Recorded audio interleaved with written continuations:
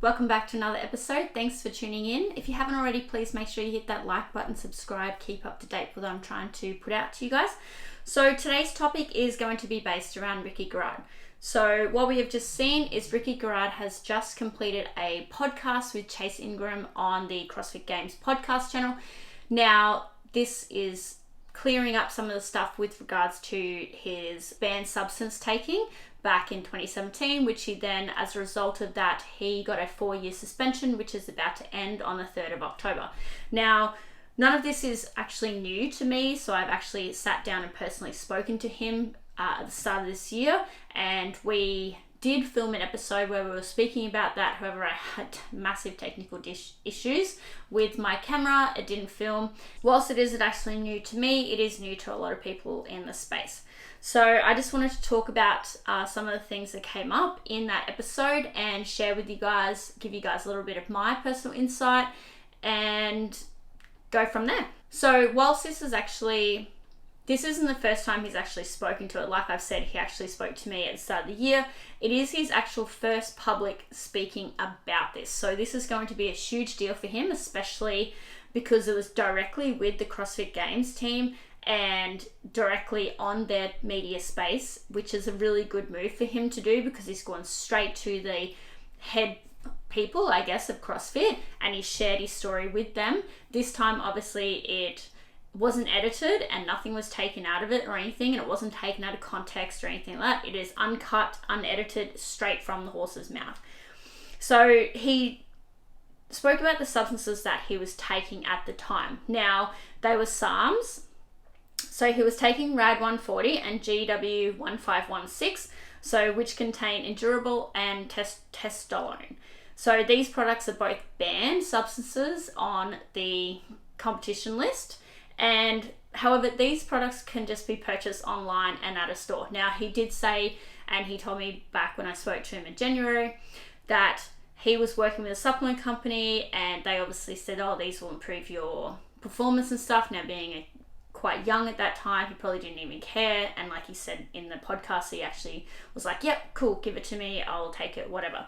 And he took ownership of that, and he said that it was his responsibility. He should have looked into that more. He then got notified that they could come up as a banned substance, and he was like, took that word could or possibly, okay, and just went, okay, fine, I'll just take the risk.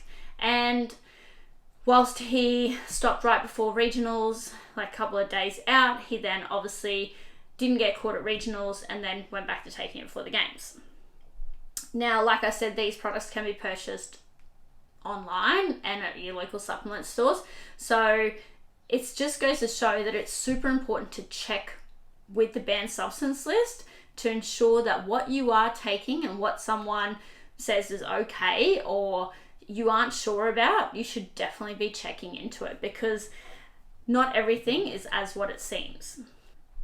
Ricky also spoke about in the podcast, in the Redeemed and Dominant video, around an hour and 40 minutes, he was seen receiving a vial that was like black substance color, okay, from his brother Benny.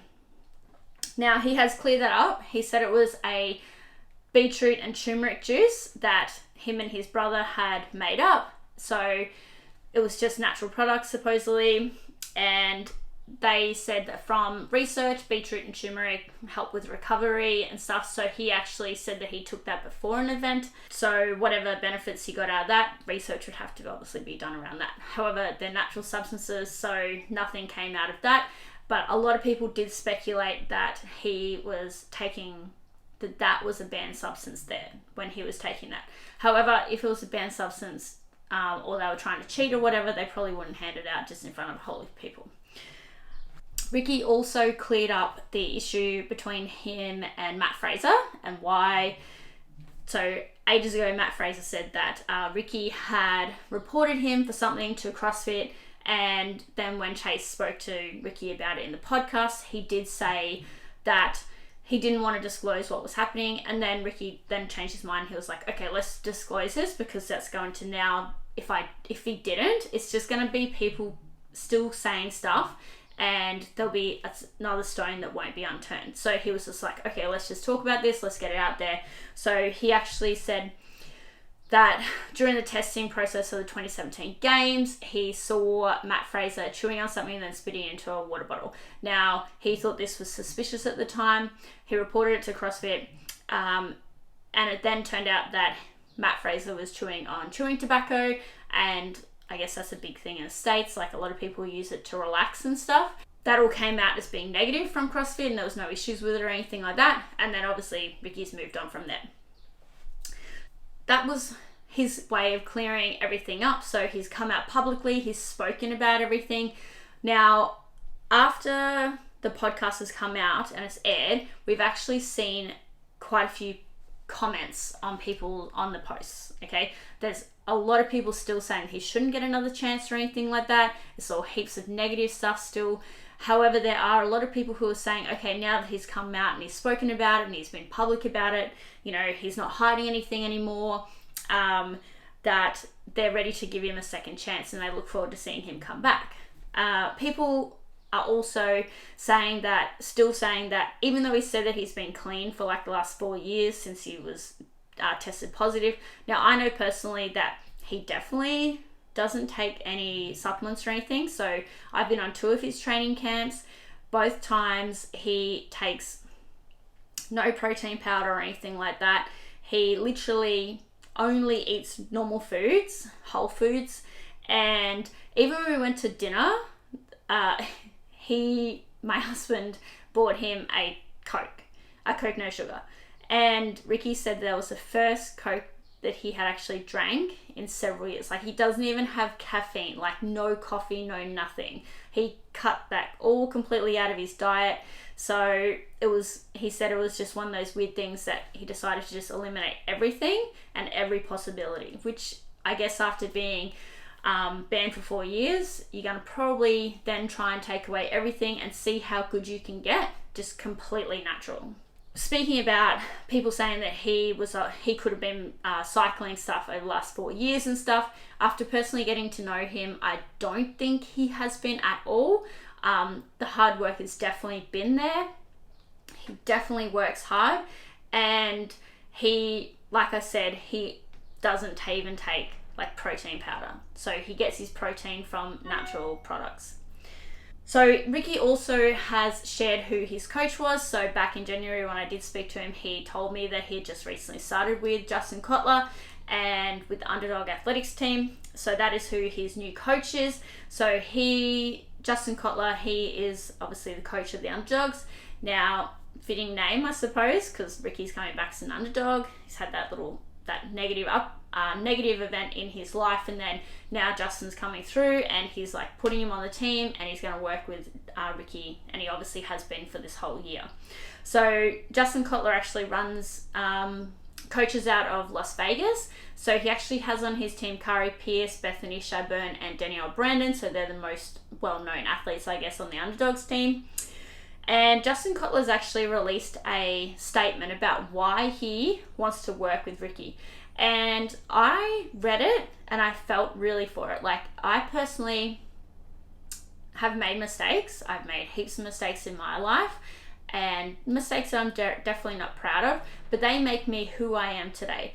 And I saw James Newbury post a story on his Instagram about Ricky coming back and how people deserve second chances. And when I messaged James about this, and like, some of the best people and the most successful people in the world are the people who have made detrimental mistakes or done something wrong in their life, and then they've learned from it. And I can tell you one thing from myself personally, I wouldn't be who I am today without doing some really bad shit in my life, okay? If I had been, when I was growing up, and the things that I had done, some of the things that I've done, if people judged me on that, I would have probably no one liking me. So I think it's great to see people like Justin Kotler, James Newbury say that people deserve a second chance, because you know what? Some of the best people come from having that negative impact in their life or doing something wrong, okay? And then they turn over a new stone and they become a different person from that. So Ricky's now said where he's going to now, okay? So obviously on October 3rd, his suspension is up. So he's officially free to compete in CrossFit again. So he said that from next week he'll be doing the Wodapalooza online qualifiers. He's hoping to qualify in the top 20 to compete at the Wodapalooza. He has already accepted an invite to the Dubai CrossFit Championships. Now, he cleared that up because some people were like, well, Justin Medeiros didn't get an invite. He has actually cleared that up with on the podcast as well. So the Dubai CrossFit Championships reached out to Ricky and offered him a invitation. Ricky didn't reach out to them, so they have given him an opportunity, and they do want to have him back as a competitor because he did compete at the Dubai CrossFit Championships back in 2016. So now they're offering him a second opportunity to come back and show what the last 4 years of his hard work whilst being in suspension is. And I guess it's got an opportunity for them to have promotion for the very first event that he gets to do in person back. So whilst the Wodapalooza online qualifiers will be his official CrossFit event back, his first in-person one will be the Dubai CrossFit Championships. Then he also said that after the Dubai CrossFit Championships, he'll stick around there for a couple of days, and then he's planning on heading over to Vegas to train with Justin Kotler and the team in person, and depending on what happens in Australia and stuff like that. So obviously he'll stay there. If he qualifies for Wodapalooza, he'll do that, and then he will work with the Justin Kotler's team through to Wodapalooza. Then he'll hopefully come back to Australia depending on what happens. However, he can apply for a 3-month window to stay over in the States until everything settles down, I guess, in Australia. So with that podcast being released, it's definitely going to be interesting to see what happens. And he did say in there, Chase Ingram asked if he was ready to get booed. Now, I definitely have spoken to him about this in the past, and I was like, you know, how do you handle the negative comments and stuff and everything? And he just kind of uses it as fuel to fuel himself to just keep going and then to try and prove them wrong.